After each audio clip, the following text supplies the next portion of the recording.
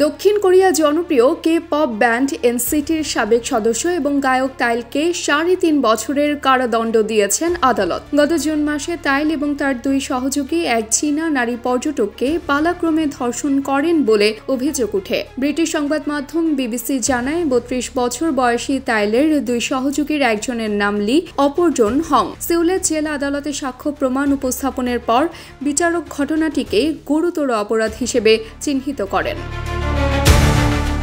অন্যদিকে আসামি পক্ষের আইনজীবী দাবি করেন ৩ জনেরই এটাই প্রথম অপরাধ, তাই আদালতের কাছে সাজা ৭ বছর থেকে অর্ধেকে নামিয়ে আনার অনুরোধ জানানো হয়।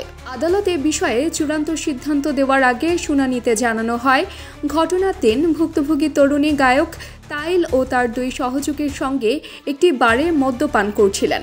অতিরিক্ত মদ্যপানে অচেতন হয়ে পড়লে ওই নারীকে লির বাসায় নিয়ে যাওয়া হয়। সেখানে তারা ৩ জন পালাক্রমে তাকে ধর্ষণ করে।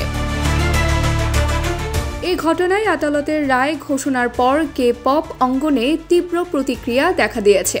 ভক্তদের অনেকেই সামাজিক মাধ্যমে ক্ষোভ ও হতাশা প্রকাশ করেছেন।